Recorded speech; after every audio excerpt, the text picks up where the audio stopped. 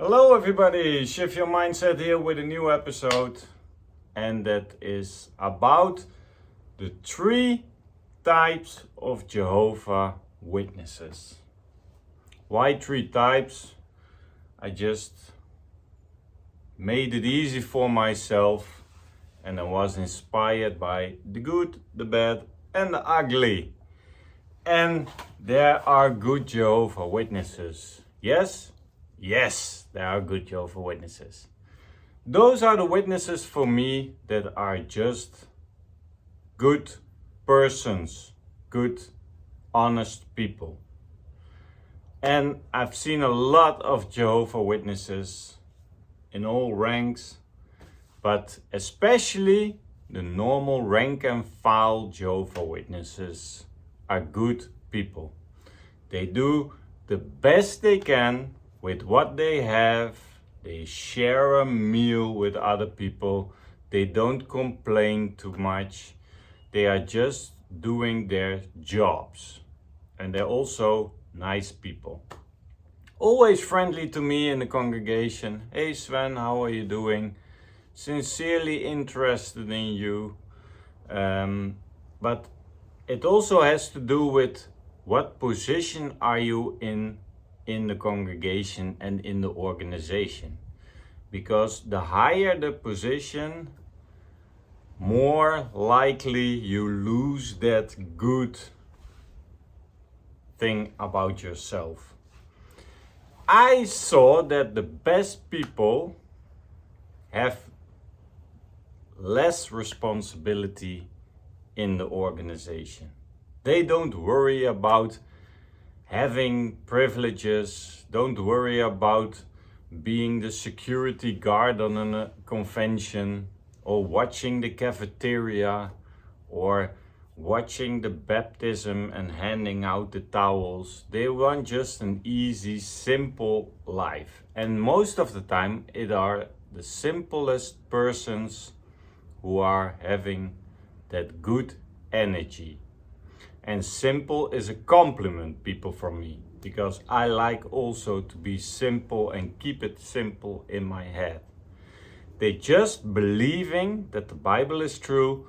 They don't know that's the downside of being a good Jehovah Witness. The downside is that they are heavenly conditioned by the governing body and everything that is happening. You also have a good elder. That's that elder that's always going with the voting of the majority. He doesn't speak out. He keeps his silence. He doesn't defend something or whatever. He's just playing along. So a good Jehovah Witness, those people have good hearts, they have good intentions also. I believe that. But the downside of good is what's for me now, when I'm critically thinking about it, not that good, is that you lose yourself in that organization, that you lose your identity. Because you can be a good person, but if you're heavenly conditioned, then there's still something wrong with it. But they don't see that. They don't see that the changes of the governing body are not in their benefits, that it's only in the benefits of the Jehovah Witnesses, and they keep on donating their money and maybe other valuable items. Those good people are taken advantage of by the governing body. But they are good people. They don't harm other people. They don't gossip about other people. They let other people live their lives. They don't have a judgment if somebody else is doing something wrong. They are just friendly. They are just, and a little bit naive. That's the downside. Because when you're a good Jehovah Witness, you're also a very naive person. You're absolutely not a critical thinker. your love being a sheep and just walk on to the cliff and jump off it, because the other ones are also doing it. So good, I mean good from the inside, a nice person, but of course the flaws are that they're not questioning the teachings, that they are not questioning the elders, that they are not questioning change of doctrines and stuff like that. So being a good Jehovah Witnesses also has a downside. But you also have bad Jehovah Witnesses. But they often present themselves as good Jehovah Witnesses. How? For example, if a newcomer is coming into the building wearing jeans or whatever, sneakers, leather jacket, not too groomed, whatever, they are welcoming him or her super friendly. The love bombing we all know is happening. But if those people are at home with their wife or kids, or with their husband and kids, it's oh, did you see that? He smelled a lot. Ooh, yeah, no. If he wants to come more often to the congregation, he has to change his clothes and maybe take a shower and something like that. So the wolf in sheep's clothing, that are the bad Jehovah Witnesses. And that category is much higher, is way bigger than the good Jehovah Witnesses, because that amount is small. The friendly old brother who gives you a hand, a firm handshake, and said, I'm happy to see you, and that he also meant that. You feel it when someone is meaning it. But the bad Jehovah Witnesses are bigger in number, because there are groups in the congregation, and if you don't belong to a certain active group, then you know you are the talk of the town. When the sisters go into ministry, especially the pioneers, we think in Jehovah's standards that are the good people, but realistically those are the bad people, because they are bad mouthing everybody. Oh yeah, sister that, yeah, she's not so active as us, so I let her slide. I don't want anything to do with her because she's not that spiritual and stuff like that. That are the bad Jehovah Witnesses. And we have Jehovah Witnesses who are bad just in behavior. They have no common sense. They have no way to put things in a diplomatic way. They're just unfriendly, harsh, insulting. When they give you advice, it's like you get a punishment from your teacher, your high school teacher or something. Also in the behavior, the higher the ranks, how more despicable the behavior often gets. We all know that brother or sister, and it happened in at least 3 congregations I was in. If there is a topic about marriage or sex in marriage between people, stuff like that, once in a while you had that watchtower with about sex. And we all have, I think, and let me know in the comments, we all have that experience, I hope, because I think I'm not the only one. In every congregation I was in, there was always one brother or one sister who gave explicit answers. Pictures, you could picture it in your head, about positions, about sex and this and that, and only between you and me and marriage and stuff like that, adultery. And what happens? And this is a pattern I noticed. 3, 4, 5, 6 months later, that person is disfellowshipped for sleeping around with someone else. Adultery. Or with a younger brother from the congregation, or we had a group who did a Bible study together or watchtower study for the next week together, and that married brother had an affair with one of the single sisters who were also present there, and he was always answering the difficult questions in the watchtower, in the audience, in the congregation on Sunday, and he was the one who pictured it for us, who was explicit. Oh, and this and that and adultery and stuff like that. Easy, he gave those answers, and what you think, a few months later he was disfellowshipped. Also a sister who was disfellowshipped for sleeping around with other people. It's a habit of the Jehovah Witnesses. Where their mouth is full of, they practice. So if you are Jehovah Witnesses and somebody's talking a lot about sex and then he goes on, then you know there's something to come, people. And it happened so often to me that I saw through the pattern, because eventually they will fall through and they are disfellowshipped and you never see them again.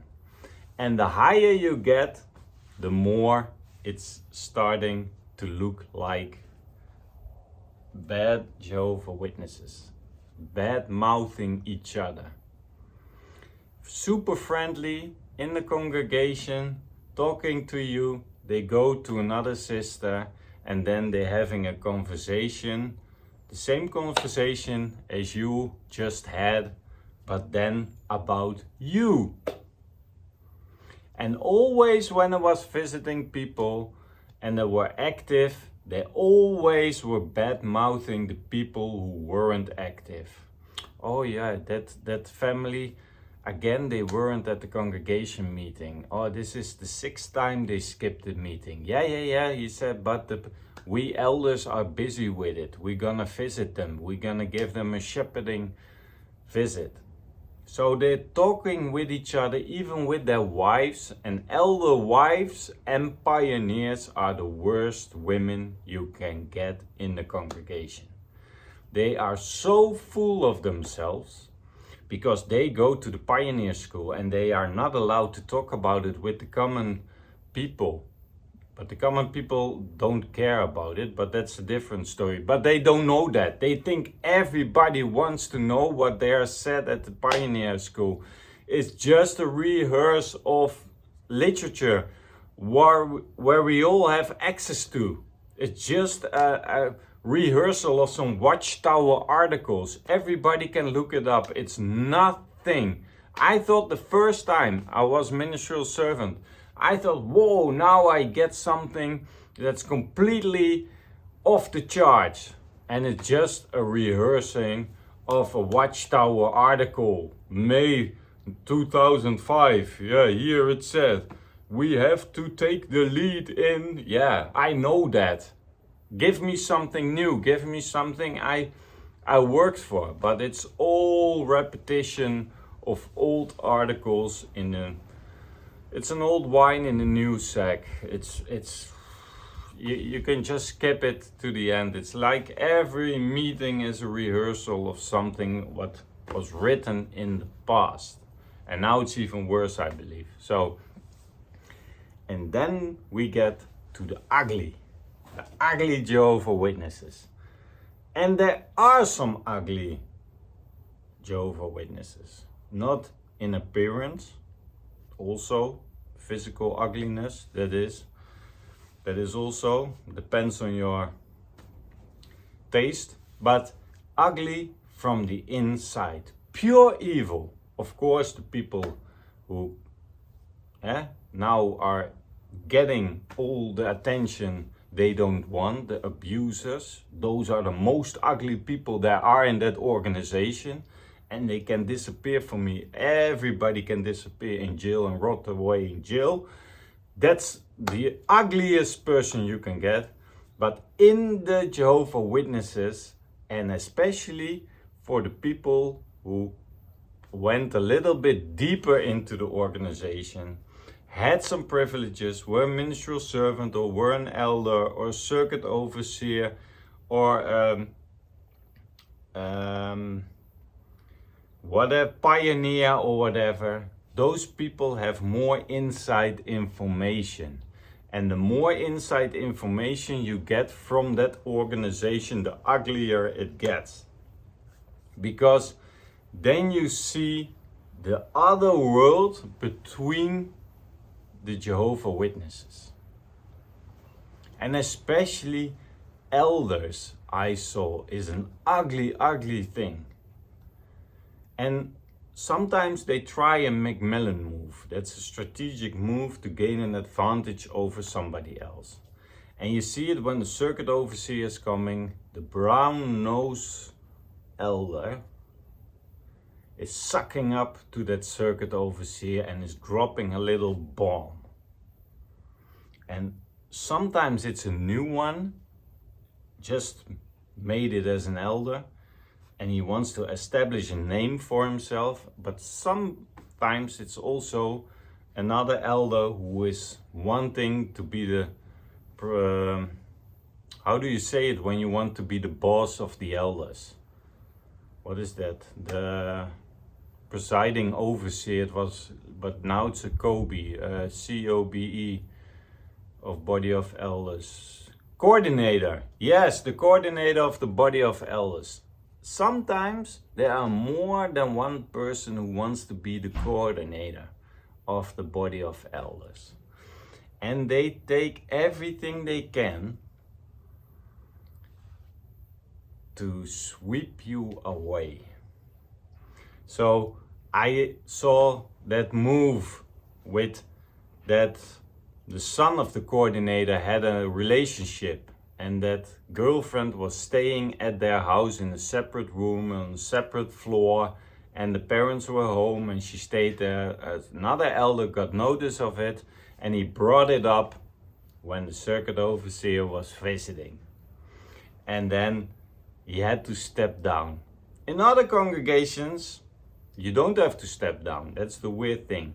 But elders are masters at playing mind games and tricks. And they do everything with their elbows out to get certain people out of the way. And they form alliances with each other, even if they can't stand each other at that time, to get someone out of the body of elders, to vote them out. They are lobbying by other elders, working in the ministry or visiting them at home to get the votes they needed to let somebody step down. It's an ugly, ugly truth, people. But they are playing so much games, because how can it be that sometimes an elder does something and he loses his job? He is just rank and file. He's not even a ministerial servant anymore. And it takes a few years for him to get back to that elder position. And other elders confess a serious sin to another elder, and then it's never getting out of in the open. Because if they confess to another elder, it's done. It's the same like you are being judged by judicial committee, then it's forgiven. And when it happened more than 2 years ago, if you are an elder, it's not even important anymore. So I thought Shepherd of the Flock book said that more than 2 years from now, if you confess it, they don't do anything about it. So I also think by myself, why go to elders if you have sinned something about something? Because they are not getting punished for it. Why should you be punished? And that is the ugly truth. And even if someone is watching explicit minor material on the internet, it's not a reason for the elders to disfellowship you. While it's a serious criminal offense in the Netherlands, for example, to have stuff of minors on your computer. Explicit stuff, huh? So that's the ugly truth. All those mind games, and also the pioneers between each other, they always want to be the favorite of the coordinator and the body. In the body of elders, you have that trinity that decides most of the things. The coordinator, that guy from the territory maps, who's the head of the ministry, and the secretary. So it's always a tug of war, a battle, who's gonna be one of those three. And within those three, you also have the majority of the votes. So in the last congregation, 2 of them were family members, physical brothers of each other. And the guy who did the territory thing was always alone if he wanted to do something, and all of the time those 2 hands raised and okay, we are against it, go home, go sleep, you're not important. And he had a lot of problems about that, and he was frustrated about it. Of course you're frustrated, but that whole ugly thing about people are getting appointed to do nothing, and then you are a good Jehovah Witnesses, you do your best and you are forgotten, you get nothing, you're empty-handed, you're standing there. And I was always that guy. I did more hours than the other one, I gave more answers, I did more return visits, and still I wasn't appointed. Why? Because I was a good person, and the good person was that bad person. I was that bad person in the organization. Not because of my behavior, but bad in the sense of the Jehovah Witnesses. I was too critical. I was critical about that brother, that talk. I said to an elder, I said, why do people let him give talks anymore? He's 70 years old, he can't do anything. He's mumbling, he's rambling, he is repeating 6 times the same sentence. It's not a good present. This leads to nowhere. Nobody is following him, everybody is sleeping. And then they say, yeah, but he is 40 years already an elder, and he is a pensioner, and we let him be an elder till the day he dies. And how beautiful is that arrangement of Jehovah? I said, no, an elder has to be a good teacher. Here it is in the Bible. But then you get, no, you're too critical, and just let him be, and love is the best thing Jehovah Witnesses have amongst each other, and blah, blah, blah, blah, blah, blah, blah. And I was kicked in the corner till next time, because I was also too critical about this, I was too critical about that, I was asking questions, hey, why is the policy now in place? It doesn't make sense. But they're always fighting each other. But if you are a little bit lower in the ranks, they always say to you, let it go, just breathe and just leave it in Jehovah's hands. But on that level, they don't leave anything in Jehovah's hands. No, they're fighting each other, sometimes literally in an elders meeting. I've seen elders meeting where they fought each other literally. They had to separate some brothers because they were throwing punches at each other. So, welcome in the world of Jehovah Witnesses. We have the good, the bad, and the ugly. And the good people are the naive people, good-hearted. We have the bad people who do sometimes bad things. But also you have the bad people in the eyes of the Jehovah Witnesses. And we are bad people. Apostates like me are the ugly people in the Jehovah Witness organization. But I'm talking to the Jehovah Witness organization, not from the Jehovah Witness organization. I don't care if they find me ugly. I don't care if they feel that I'm a bad person because I don't obey the rules of the governing body anymore. In my opinion, in my honest opinion, and I think I'm not far from the truth, that is a toxic environment. And they preach about love and they preach about this and that, but they have more abuse cases than other religions. There is a lot going on with elders. We all have that story that an elder is breaking off his marriage with his wife to run away with another single pioneer in their congregation, and then returns to the faith, and then they are back into the religion, and then they have what they want, a new wife. We all know those stories. It's not one single story. It's not a made-up story. It's happening on a large scale. We know the elders between themselves. You scratch my back, I scratch your back. I know one elder who said, Sven, this and this and this, because I knew something. He said, I'm gonna need you one day to return me a favor. It's like the mafia. It's like the mafia, guys. And it's not something I made up. I know hundreds of stories about this. But I will keep it short now, because otherwise it would be too long, this video. I don't know if my battery's gonna last. So much stories I can not make up, but tell you about elders playing double roles, snitching on others, lying in court, protecting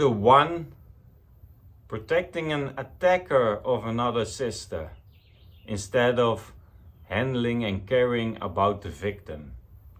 No, they had the wrong last name, so they weren't protected, but they protect the attacker at all costs. They protect family. It's about, there's a word in Dutch, but I can't remember the English word. But when you favor your family, and it doesn't matter what your family do, people, they have no honor, they have no backbone. Whatever that family member did, he has to be protected by his family. And he has to stay in that organization, whatever it costs. So family first, and you see it, when your father is an elder, it's easy to become an elder. But if your father is not an elder, it's a difficult job, people. And that is the ugly side of the Jehovah Witnesses. That they pretend to be loving, caring people, but the ugly truth is that if you are lonely, if you are single, if you are old, if you have something with your health, then the ugly truth is coming to surface. They have no time for you. They don't want anything to do with you. You are a pain in the ass. They don't want to do grocery shopping for you. They don't want to listen to you complaining about your health.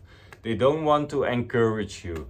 You're just an irritating fly on somebody's food for them.